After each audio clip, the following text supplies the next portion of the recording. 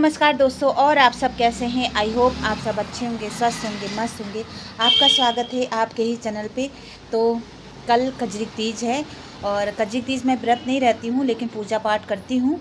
तो हमारे पड़ोस में कई लोग रहते हैं और कजरी तीज तो शाम मतलब कजरी तीज में क्या होता है ना कि गौरा पार्वती का श्रृंगार होता है और उसके बाद से रात में कथा वगैरह होती है, फिर आरती होती है, रात भर गाना बजाना होता है और बहुत अच्छा लगता है। बहुत सारी औरतें आती हैं यहाँ पे, मंदिर में बहुत भीड़ होती है। हम लोग ने तो सोचा है कि रात में गाना बजाना करेंगे और वैसे तो बहुत दूर दूर से औरतें आती हैं हमारे मंदिर में, लेकिन इस बार देखिए आती हैं कि नहीं आती हैं पता नहीं। वैसे तो कोई आए चाहे ना आए, हम लोग 4-5-6 लोग जो भी हैं जो व्रत हैं, मैं तो व्रत नहीं रहती हूँ लेकिन पूजा पाठ करती हूँ, जाती हूँ। और 5:30 बजे श्रृंगार होगा। तो जो व्रत रहती हैं पीछे रहती हैं, देवरानी लगती हैं। मैंने आपको एक ब्लॉग में दिखाया था, तो वो व्रत रहती हैं। तो उसने कहा कि भाभी आप आ जाइएगा और 5:30 बजे हम श्रृंगार करेंगे। तो 2-4-5 लोग जो भी इकट्ठा होंगे और पीछे बगल में चाची हैं तो वो सब लोग इकट्ठा होकर श्रृंगार हो जाएगा। फिर रात में 8 बजे 8:30 बजे के करीब कथा वगैरह होगी। उसके बाद आरती नहीं होगी। कथा होने के बाद फिर गाना बजाना होगा। फिर 12 बजे, जब 12 बज जाएगा तो फिर रात में आरती वगैरह होगी। आरती होने के बाद फिर सब लोग अपने अपने घर आ जाएंगे। फिर 4 बजे से फिर सब लोग नहा के और कपड़े नहा के उसके बाद फिर मंदिर में जाएंगे। फिर मंदिर में पूजा पाठ होगा, भगवान जी को परछा जाएगा। मतलब कजरी तीज में जो व्रत रहता है ना वो 3 टाइम या 4 टाइम भगवान भोलेनाथ को परछता है। परछता मतलब कि भोलेनाथ को जल चढ़ाता है और फल फूल और जो भी चीज़ें होती हैं वो अपना चढ़ाता है। उसके बाद से आज रात 12 बजे से वो पानी वगैरह नहीं पिएगा। 12 बजे से पहले जो व्रत रहता है वो 12 बजे से पहले जो भी खाना पीना होगा खा लेगा। 12 बजने के बाद वो पानी नहीं पिएगा। तो 24 घंटे का ये व्रत होता है, बिना पानी का व्रत होता है। तो रात फिर कल सुबह 4 बजे वो जो व्रत रहते हैं वो उठ के वो नहा वहा के जाके पूजा वहाँ भगवान भोलेनाथ को और गौरा पार्वती को पूजा करते हैं। हमारे यहाँ उसको बोला जाता है परछना, तो परछते हैं।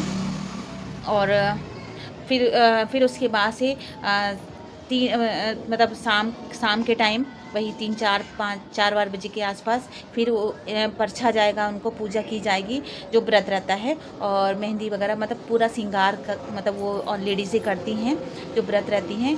और फिर उसके बाद रात में परछा जाएगा, उनकी पूजा होगी। फिर गौरा पार्वती सभी भगवान मतलब भोलेनाथ का पूरा परिवार, गौरा पार्वती का पूरा परिवार को बैठाया जाएगा, उनका श्रृंगार होगा।